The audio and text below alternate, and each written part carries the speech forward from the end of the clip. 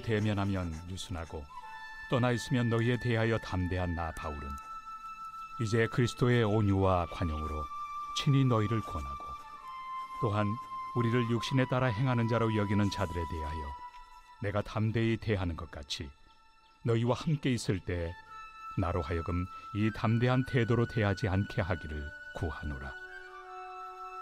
우리가 육신으로 행하나 육신에 따라 싸우지 아니하노니 우리의 싸우는 무기는 육신에 속한 것이 아니요 오직 어떤 견고한 진도 무너뜨리는 하나님의 능력이라. 모든 이론을 무너뜨리며 하나님 아는 것을 대적하여 높아진 것을 다 무너뜨리고 모든 생각을 사로잡아 그리스도에게 복종하게 하니 너희의 복종이 온전하게 될 때 모든 복종하지 않는 것을 벌하려고 준비하는 중에 있노라. 너희는 외모만 보는도다. 만일 사람이 자기가 그리스도에게 속한 줄을 믿을진대 자기가 그리스도에게 속한 것 같이 우리도 그러한 줄을 자기 속으로 다시 생각할 것이라. 주께서 주신 권세는 너희를 무너뜨리려고 하신 것이 아니요 세우려고 하신 것이니 내가 이에 대하여 지나치게 자랑하여도 부끄럽지 아니하리라. 이는 내가 편지들로 너희를 놀라게 하려는 것 같이 생각하지 않게 함이라. 그들의 말이 그의 편지들은 무게가 있고 힘이 있으나 그가 몸으로 대할 때는 약하고 그 말도 시원하지 않다 하니 이런 사람은 우리가 떠나 있을 때 편지들로 말하는 것과 함께 있을 때 행하는 일이 같은 것임을 알지라. 오늘 주신 말씀을 통해서 생각은 해봤어 라는 제목으로 말씀을 전하려고 합니다. 생각하면서 말하는 것, 또 생각하면서 행하는 것, 이것은 매우 중요합니다. 고린도후서는 크게 1장부터 9장까지 전반부로 나누고 그리고 10장부터 13장까지 후반부로 나눕니다.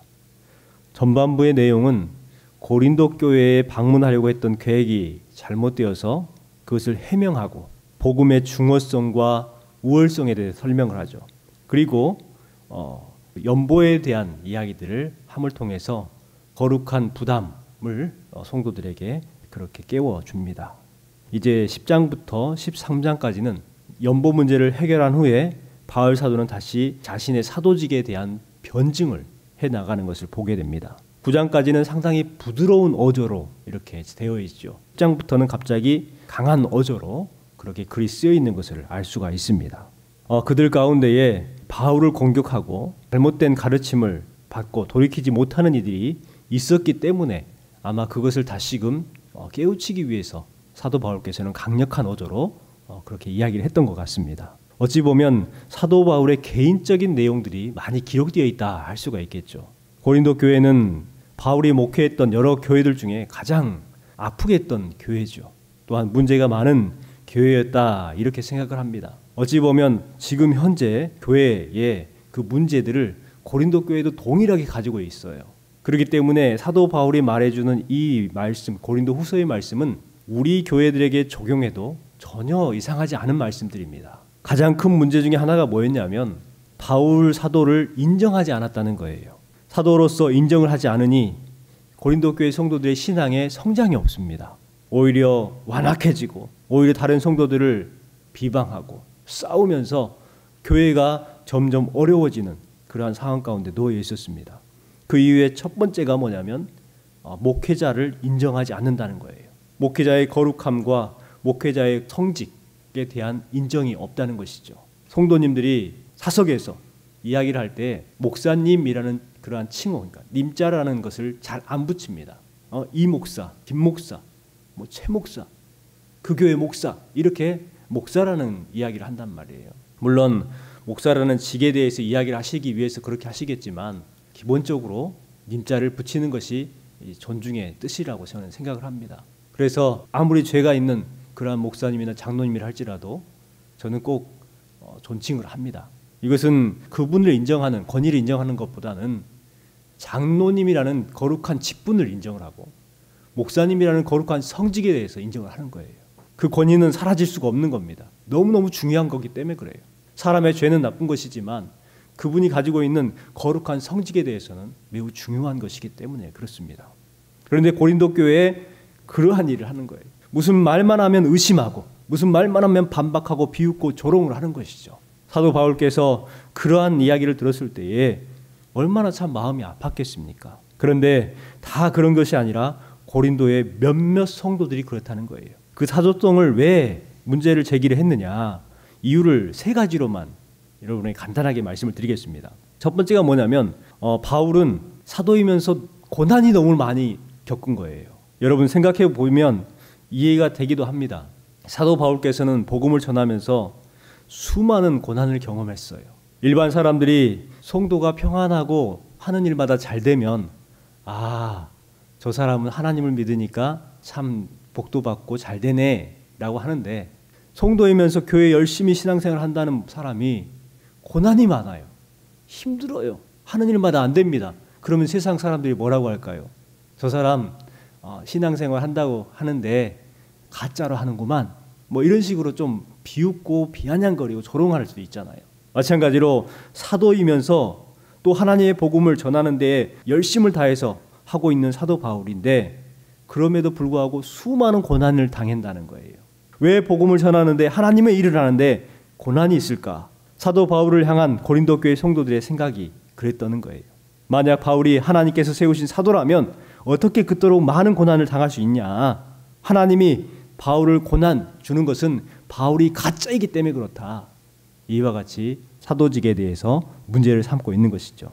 목사님들의 가정에 고난이 있거나 힘든 일이 생기면 성도님들의 태도는 두 가지로 나눠집니다. 한편에서는 성도님들이 긍휼 주심을 나타내셔서 목사님의 가정을 위로하기 위해서, 돕기 위해서 노력하시는, 안타까워하시는 성도님들이 있는 반면에 고린도 교회 몇몇 성도들처럼 부정적인 생각을 갖는 성도들도 있어요. 목사님이 왜 암에 걸려? 이제 목회 못하겠네. 또 사모님이 힘든 일이 생기면 기도를 안 해서 그렇다. 뭐 이런 식으로 조금 좋지 않게 생각하고 말하는, 그러한 생각 없이 이야기하는 것이죠. 조롱하는 듯 하는 경우가 있습니다. 그래서 그런지 교회들이 청빙을 할 때 보면 건강진단서를 끊어오라 그래요. 몸이 좋지 않으신 분들은 뽑지 않겠다는 거예요. 물론 교회 입장에서는 참 중요한 그 서류죠. 하지만 전체적인 윤리적인 생각을 보면 상당히 교회들이 이기적으로 청빙을 하고 있지는 않는가라는 한편으로 생각을 해봅니다. 물론 교회의 입장에서는 건강하신 목사님을 뽑는 것이 옳다고 봅니다만은, 또 한편으로는 그 목사님들의 아픔을 교회들이 어찌 보면 배척하는 것이 되는 것이 아닌가, 그런 생각도 해봅니다. 어찌 보면 그것이 당연하게 되는 문화는, 교회 문화는 좋지 않은 문화가 아닌가 생각을 해봐요. 두 번째는 뭐냐면 바울은 약속을 어겼다는 것입니다. 지난번 편지에서 금방 오겠다고 분명히 이야기를 했거든요. 그런데 약속을 해놓고 방문하지 않았다는 거예요. 이렇게 약속을 어길 걸 보면 바울은 하나님의 사도가 아닌 것이 분명하다고 주장을 합니다. 사도 바울의 말처럼 하나님께서 막으셨다고 하지만 그래도 약속을 지키지 못한 것에 대해서는 분명하게 사과할 필요가 있었습니다. 사과보다는 변명적으로 하죠. 약속은 참 중요합니다. 약속은 신용이죠. 약속을 어기거나 철저하게 지키지 않으면 내 신용이 점점 떨어지는 거예요. 일반 사회에서도 약속은 매우 중요합니다. 또한 성도들에게 약속은 저는 더욱 중요하다고 생각을 합니다. 일반 사람들은 약속을 어기면 그 사람의 신용만 떨어지지만, 우리 성도들이 약속을 어기면 내 신용도 떨어지고 하나님의 신용도 떨어지는 걸 볼 수가 있어요. 여러분, 사도 바울이 그렇잖아요. 약속을 지키지 못함을 통해서 사도권에 대한, 거룩한 성직에 대한 권위까지도 떨어뜨리고 있는 거예요. 그런 면에서 사도 바울은 어찌됐든 고린도 교회에게 사과를 해야 마땅한 것으로 저는 봅니다. 세 번째, 돈을 밝힌다는 이상한 소리를 했습니다. 사실 사도 바울은 연보에 대해서 여러 교회에 요구를 하고 있어요. 연보를 강요를 하진 않았지만 그래도 어찌됐든 연보에 대한 이야기를 계속 거론함을 통해서 성도들의 그 연보를 구했단 말이에요. 이 성도들의 입장에서 봤을 때는 사도 바울에 대한 사도권을 인정하시는 분들은 사도 바울의 뜻을 알았어요. 그런데 인정하지 못한 사람들은 어떻게 생각을 하냐면 돈을 밝히는 사람이다. 그리고 연보를 가지고 가다가 자기가 이렇게 유용하는 그러한 것까지 상상을 하면서 이야기를 하고 소문을 퍼뜨린 거죠. 돈을 밝히는 사도, 청렴 결백하지 않은 것처럼 그렇게 이야기를 하고 비방거리가 되고 있었다. 이렇게 볼 수가 있습니다. 바울은 고린도 후서를 통해서 이 세 가지 의혹에 대해서 하나하나 정확하게 해석을 했죠. 사울이 해명에 나선 이유가 뭐냐면 자존심이 상해서도 아니에요. 명예나 분노 때문도 아닙니다. 왜 부득불 변명을 했느냐? 복음에 대한 열정과 사명감 때문에 그래요. 혹시 나 때문에 성도들이 오해함을 통해서 혹시나 복음에 문제가 생길까 봐 그것이 걱정이 되어서 해명에 나선 것입니다. 오늘 주신 말씀 10장부터는 더 있음을 알 수가 있습니다. 사도 바울 입장에서는 참 자존심 상했겠다. 오늘 주신 말씀에 보면 두 가지 내용을 지적을 하고 있는데 그 두 가지 내용이 뭐냐면 첫 번째는 고린도 교회 성도들은 바울이 글을 잘 쓰는데 정작 말은 잘 못하는 사람이다 라는 이야기를 해요. 생각해보면 정말 속상한 말입니다. 글은 잘 쓰는데 보면 말을 못해. 무슨 말인지 알아들을 수가 없어. 이건 뭐냐면 그 사람 설교 정말 못해 라는 거예요. 우리 10절 말씀을 같이 한번 읽어보겠습니다. 그들의 말이 그의 편지들은 무게가 있고 힘이 있으나 그가 몸으로 대할 때는 약하고 그 말도 시원하지 않다 하니. 글은 참 무게가 있다. 힘이 있다. 그런데 만나서 이야기하다 보면 약하고 또 말도 시원치가 않다는 거예요. 참 사도 바울께서는 이 말을 들었을 때에 무척이나 속이 상했을 것으로 생각이 됩니다. 또한 1절에 보면 이제 사도 바울께서 그 부분을 인정을 하고 있는 것을 볼 수가 있어요. 1절 말씀을 같이 한번 읽어보겠습니다. 너희를 대면하면 유순하고 떠나 있으면 너희에 대하여 담대한 나 바울은 이제 그리스도의 온유와 관용으로 친히 너희를 권하고. 우리 교수님들 가운데 보면 논문과 또 책을 쓰시고 좋은 글을 쓰시는 교수님들이 있어요. 참 그 글들을 보면 와 정말 대단하다. 책을 보고 감동을 하는 그러한 교수님들이 있는데 정작 강의를 들어보면 마음에 쏙 들지 않고 답답하고 그런 분들이 있습니다. 아마 사도 바울께서는 좀 그러지 않았을까. 사도 바울이 쓴 로마서를 보면은요, 그 로마서는 정말 하나님이 주신 지혜로 쓰지 않으면 쓸 수 없는 글들이죠. 그와 같은 놀라운 글을 쓰셨던 바울인데 정작 말은 그렇게 썩 잘하지는 못했던 것으로 또 여깁니다. 그런데요, 아그리빠 왕 앞에 가가지고 아그리빠 왕을 설득해 버립니다. 그리고 말을 지지 않아요. 그래서 아그리빠 왕이 그러잖아요. 내가 너의 말에 빠질 뻔했다. 이렇게 이야기를 하거든요. 그러니까 또 한편으로 보면은 말을 잘 못했다는 것도 아니에요. 당시에 이 고린도 교회에 왜 그 말에 대한 지적을 했냐면 문화가 그랬기 때문에 그렇습니다. 고린도는 로마의 지배하에 있었습니다. 헬라 문화였죠. 당시에 로마는 공회를 구성했고 공회에서 서로 회의하면서 자기의 주장, 자기의 뜻을 내세우기 위해서 수사학을 많이 이용을 했습니다.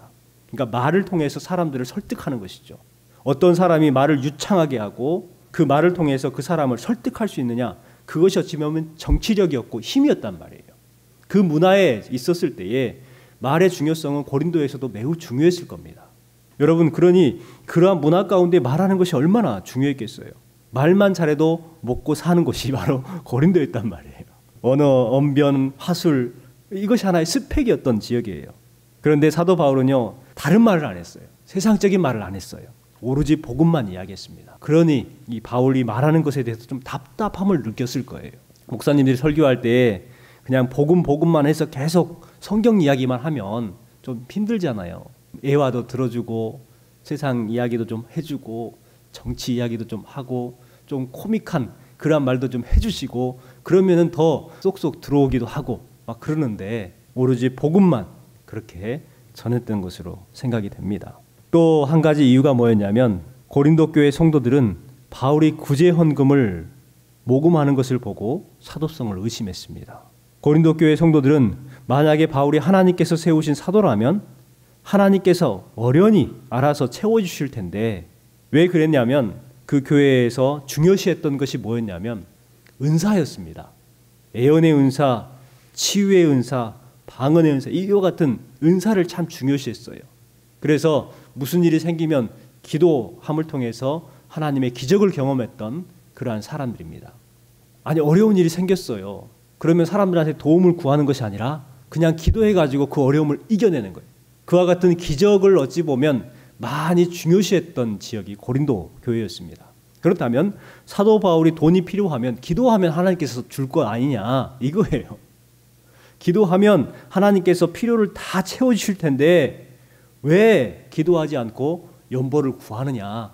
분명 이것은 사도가 아니다. 기도하면 다 하나님께서 채워주시고 기적을 베풀어 주시는데 왜 기도도 아니하고 기도의 능력을 나타내지도 못하느냐. 그렇기 때문에 사도가 아니다. 여러분 이 이야기들을 곰곰하게 생각해 보십시오. 교회를 하고 있는 목사님들이라든지 전도사님들이라든지 이런 분들을 보면서 목사님들이 만져가지고 치유되고 또 기도하면 기도응답이 바로바로 즉각적으로 되고 그러면은요, 와 목사님 정말 진짜 목사님이네 이렇게 은연중에 생각을 한다니까요. 그런데 여러분 그 기적을 보고 믿는 것은요 결코 바람직하지 않습니다. 고린도 교회의 잘못된 신앙관이 바로 그거였어요. 기적을 너무 중요시했어요.